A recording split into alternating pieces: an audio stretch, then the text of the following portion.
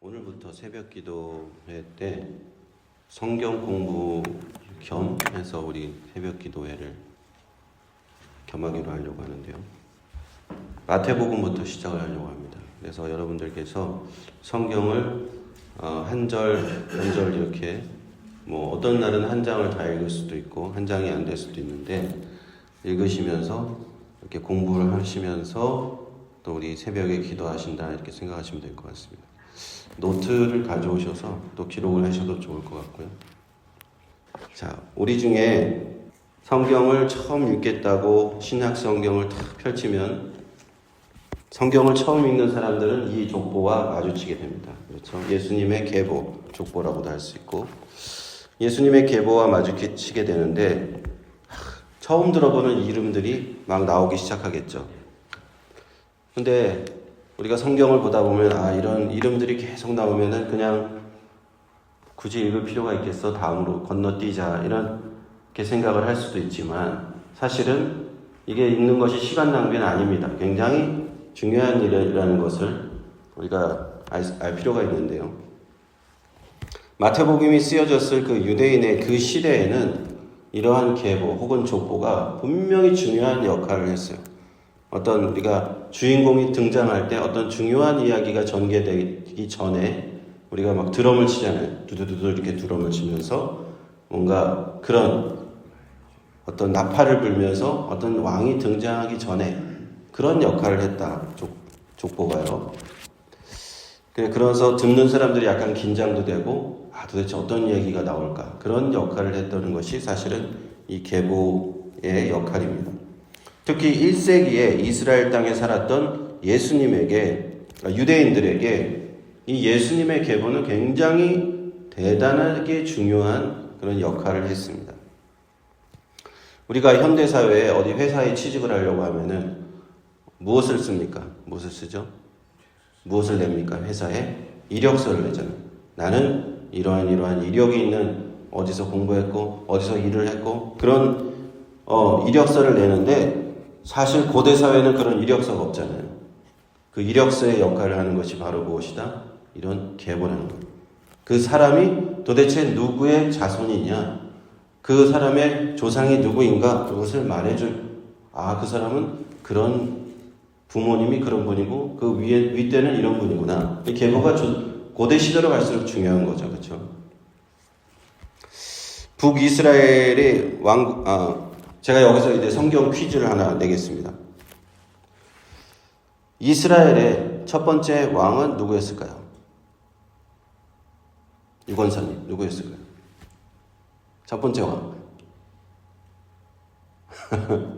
첫 번째 왕은 사울이었습니다. 사울, 그렇죠?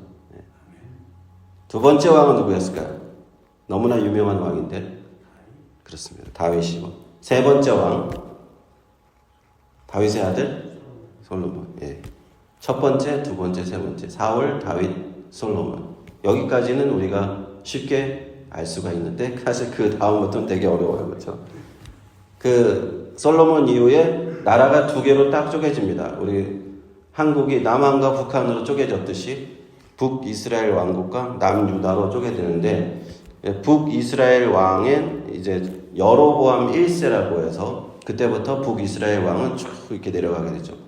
나답, 바하사, 엘라, 시므리, 오므리 쭉 아합, 아시아 쭉 내려가서 마지막 북이스라엘 왕은 호세아고요.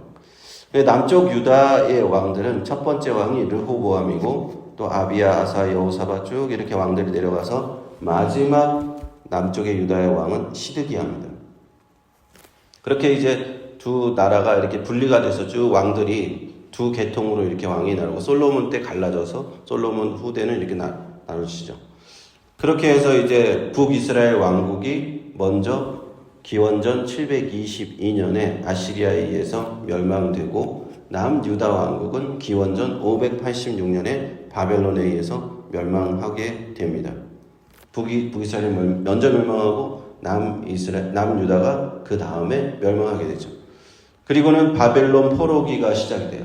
70년 동안 바벨론 포로기 이후에 다시금 이제 회복돼서 이스라엘 다시 왕국이 재건되는데 이때 포로기 이후에는 그 전과 같이 왕들의 그 제대로 된 왕국이 되지를 못하는 거예요. 재건되지 못하는 거예요. 그래서 예수님께서 태어나시기 전, 이제 마태복음 1장은 예수님의 탄생에 대해서 얘기하죠. 예수님의 탄생하시기 200년 전부터는 이스라엘의 왕들이 제대로 된 왕이 없어요.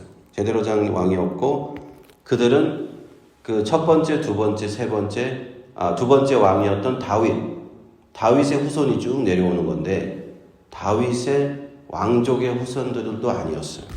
이것이 굉장히 중요합니다. 다윗이 어떤 왕인가 좀 이따 살펴볼 텐데 굉장히 중요하죠. 2장에 이제 1장을 우리가 시작했는데 2장을 넘어가면 딱 등장하는 사람이 있어요. 너무 유명한 이제 악인인데 빌런이라고 하죠. 요즘 말로. 그 사람이 바로 헤롯 왕인데, 헤롯 왕은 어떤 왕이냐? 헤롯 왕의 조상은 다윗이었을까요? 아닐까요? 성경 퀴즈입니다. 헤롯 왕의 조상은 다윗이 아니었을 가능성이 높겠죠. 그렇죠? 헤롯 왕, 다윗이 왕이잖아요. 왕의 자손이 다 왕이 되잖아요.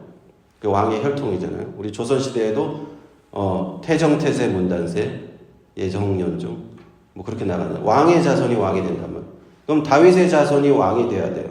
근데 헤롯은 다윗의 자손이 아니었을 뿐만 아니라 유대인도 아니었어요.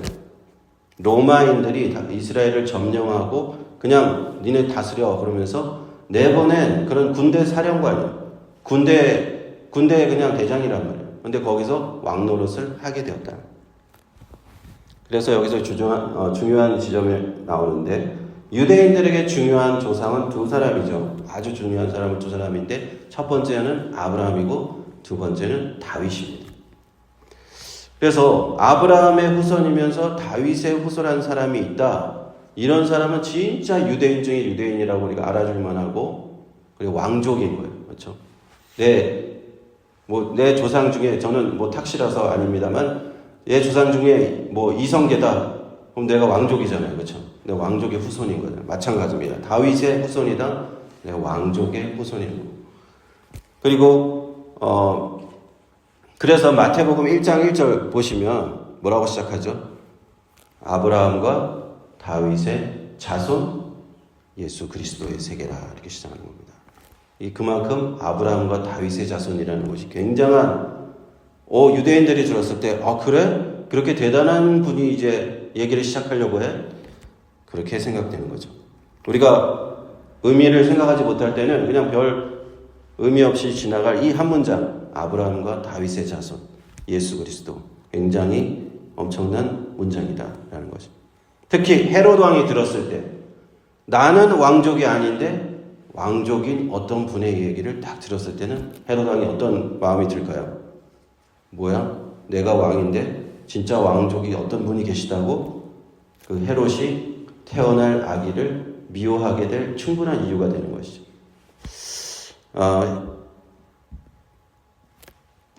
진짜 이스라엘의 왕, 유대의 왕은 바로 아브라함의 후손이어야 되고 킹 데이빗, 다윗의 자손에서 나와야 된다. 이것이, 그래서 마태는 이것을 처음부터 다 강조하는 거예요. 그리고는 예수님의 계보를 세 그룹으로 나누어집니다.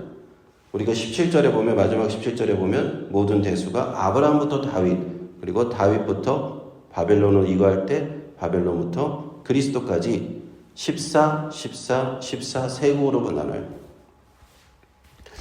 그것은 굉장히 또 중요한 의미가 있는데, 이스라엘에서 하나님의 완전한 수는 7이라는 수잖아요. 그렇죠? 7이라는 수, 하나님께서는 천지를 6일 만에 창조하시고 7일에 안식하셨어요. 그래서 7이라는 숫자가 완전한 수인데, 이렇게 7이 몇 번 되었을 때, 몇 번 다 끝났을 때 예수님께 나오시냐? 7이 14, 7이 14, 7이 14, 7이 6번 다 끝나고 마지막 번에 이제 새로운 7이 시작되는, 그 천지창조가 끝나고 이제 하나님 완성하셨듯이, 세상을 완성하셨듯이, 이제 예수님의 탄생은 아브라함과 다윗을 위한 그런 마지막 완성이다라는 의미가 담겨져 있습니다. 예수님께서 7의 시작점에 태어난다는 것은 명백하게 마태의 어떤 이 계보의 절정을 얘기해 주는 겁니다. 그리고 그것은 이스라엘이 2000년 동안 기다려온 것이라고 할 수가 있죠. 아브라함은 하나님께서 큰 약속을 주신 그런 조상이었잖아요. 가나안 땅을 얻게 할 것이고 그 민족들이 아브라함 통해서 큰 축복을 받을 것이다. 그런데 또 하나의 그 축복의 통로가 나오는데 아브라함과 다윗인데, 다윗은 왕으로서 이스라엘 두 번째 왕으로서 하나님께서 그를 통해서 이 세상 전체를 통치하실 것을 장래에 약속을 주신 왕이에요. 사울은 그런 약속이 없었습니다. 그런데 다윗에게는 하나님이 특별한 약속을 주셨어요. 우리 그 약속을 한번 구약 성경을 한번 찾아서 같이 한번 보겠습니다. 사무엘하 7장 12절 한번 찾아볼까요? 사무엘하 7장 12절 찾아보시겠습니다. 자, 제가 같이 한 목소리 읽어볼까요? 12절, 13절 읽어보겠습니다. 시작. 내 수완이 차서 내 조상들과 함께 잘 때에 내가 내 몸에서 날 자식을 내 뒤에 세워 그 나라를 견고케 하리라. 저는 내 이름을 위하여 집을 건축할 것이요 나는 그 나라 위를 영원히 견고케 하리라. 자, 저는 내 이름을 위하여 집을 건축하고 성전을 건축하고 나는 하나님께서는 다윗의 위를, 그 왕위를 영원히 견고케 하리라는 약속의 말씀이 나옵니다. 16절도 한번 읽어볼까요? 시작. 내 집과 내 나라가 내 앞에서 영원히 보존되고 내 위가 영원히 견고하리라 하셨다. 다윗의 집은, 다윗의 후손은 영원히 보존된다. 그리고 다윗의 왕위가 영원히 견고하리라. 그래서 이 다윗이 하나님께 그 자신의 후손들이 거기 다윗의 후손에서 왕이 나와야 되고 다윗의 후손에서 메시아가 나와야 되어야 된다는 얘기입니다. 이스라엘 백성들이 예수님께서 오셨을 때 다윗의 후손 예수여라고 그렇게 외쳤던 이유가 있습니다. 다윗의 후손이라는 말은 엄청난 의미를 갖고 있는 겁니다. 그렇게 이스라엘의 역사를 이렇게 지나가면서 이스라엘이 바벨론 포로 이후에 하나님 앞에 죄를 지어서 바벨론의 포로를 입고 많은 그런 주변 강대국들의 억압과 그런 억압을 당하다가 이제 하나님께서 다윗의 후손, 우리를 구원해 주실 그 메시아가 태어날 것이다 라고 계속 기대하고 있던 그 시대였어요. 예수님이 태어나실 당시에는 그때는 또 로마가 와서 이스라엘을 지배하면서 그 이스라엘을 다스리는 독립되어 있지도 못한 그런 나라가 되었을 때 메시아를 기다리고 있습니다.